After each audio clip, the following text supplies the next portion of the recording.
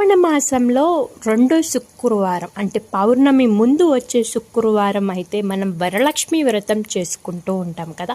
అందులో భాగంగా మరి ఈరోజు మన అమ్మవారికి మరియు ఇంటికి వచ్చిన ముత్తైదులకు తాంబూలం అయితే ఇస్తూ ఉంటాం.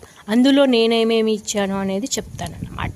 తమలపాకులు, 2 పండ్లు, 2 వక్కలు, 1 పువ్వు, గాజులు.